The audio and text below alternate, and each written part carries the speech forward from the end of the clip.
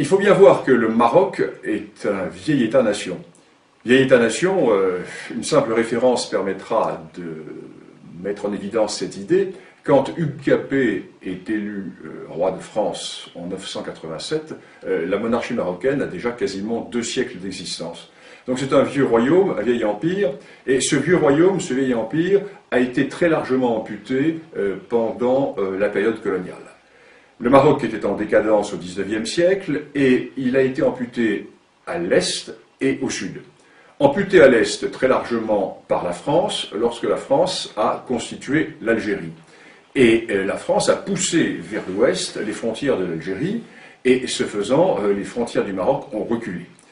Et le Maroc a été ensuite très largement amputé vers le sud.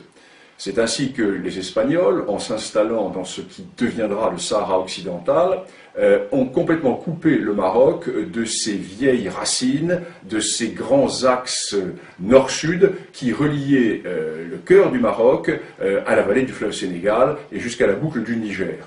En d'autres termes, les racines africaines, d'où sont sorties de très nombreuses dynasties marocaines, ont été coupées à la suite de cette occupation espagnole. Et lorsque l'indépendance du Maroc a été reconnue par la France et par l'Espagne, en 1956, le Maroc s'est retrouvé dans ses frontières coloniales. Un contentieux a éclaté avec l'Algérie, car il faut bien voir que toute une partie de l'Est marocain de l'Est marocain était rattachée à l'Algérie, et jusqu'à la région de Colombéchar. Colombéchar est une localité qui était historiquement marocaine. De même Tindouf. Et restait au Maroc à récupérer toute la partie sud qui était territoire espagnol, Sahara occidental.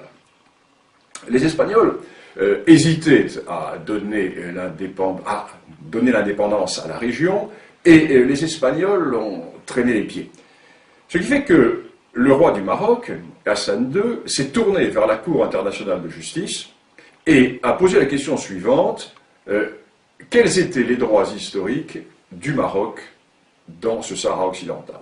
En effet, les Espagnols voulaient créer la fiction d'une entité sahraoui de façon à créer au sud du Maroc un État totalement artificiel, mais qui, pour survivre, devrait se tourner vers Madrid.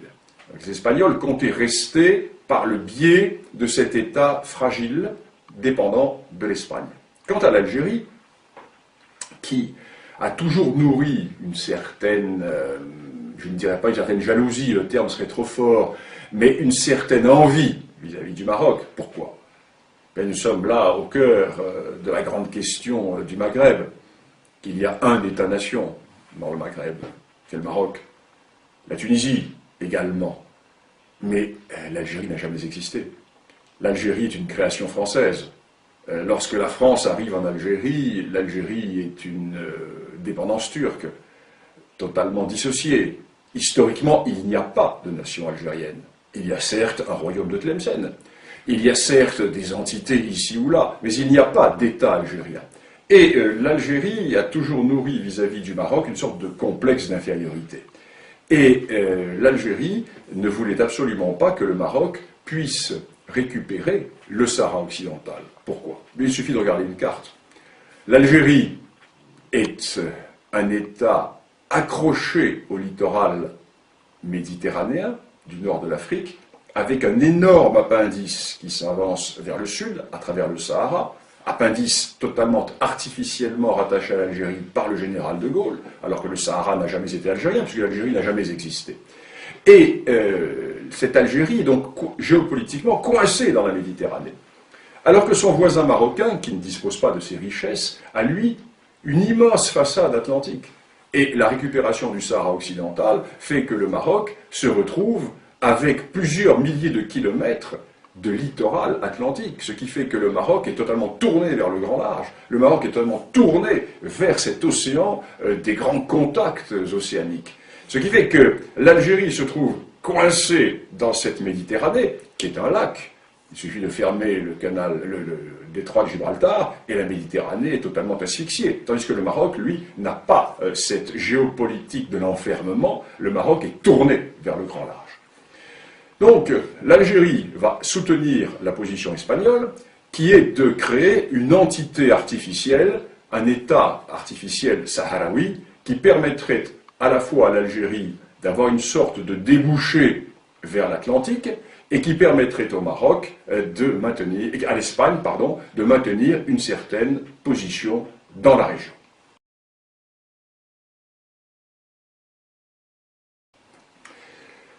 Historiquement parlant, la revendication marocaine est absolument incontestable. Elle est incontestable pourquoi?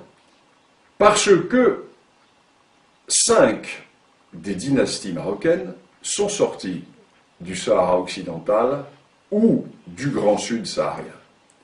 C'est un premier élément. La première de ces dynasties, c'est celle des Almohavides. Les Almohavides qui vont du fleuve Sénégal jusqu'au centre de l'Espagne constituaient ce que l'on a appelé l'empire des deux rives, qui était un empire marocain. Je ne vais pas rentrer dans le détail des dynasties marocaines, mais la plupart des dynasties viennent du Grand Sud.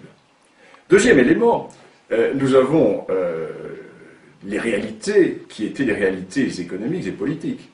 Toute la vallée du fleuve Sénégal, la vallée du fleuve Niger, la boucle du Niger était tournée vers le Maroc. N'oublions pas qu'au XVIe siècle, Tombouctou était une ville marocaine. La prière à Tombouctou était dite au nom du sultan du Maroc. Le pachalik de Tombouctou était un pachalik marocain.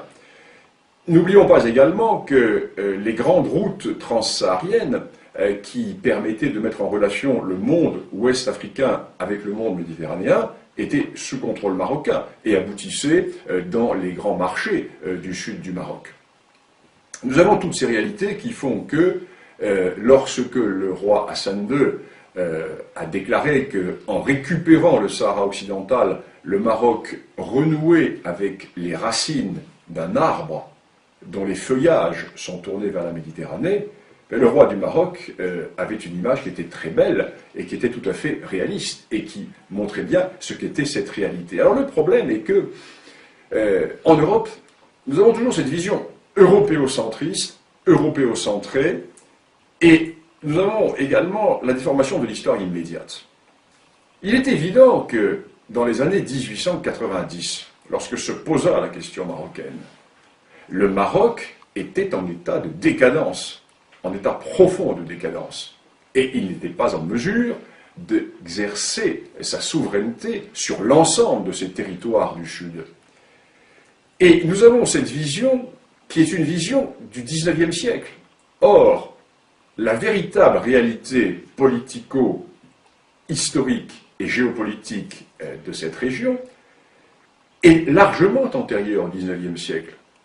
Ce qui fait que si nous faisons un peu d'histoire, et c'est l'intérêt de cette discipline, si nous faisons un peu d'histoire, nous constatons que, par le passé, le Maroc, effectivement, avait des droits qui s'étendaient, j'allais dire, bien au-delà du Sahara occidental, qu'il a récupéré depuis 35 ans, car, sans déplaire à nos amis mauritaniens, nous devons également reconnaître que la Mauritanie n'a jamais existé, et que la Mauritanie actuelle a été, du moins dans sa partie nord, très largement une dépendance marocaine jusqu'au début du XIXe siècle, puisque les émirs des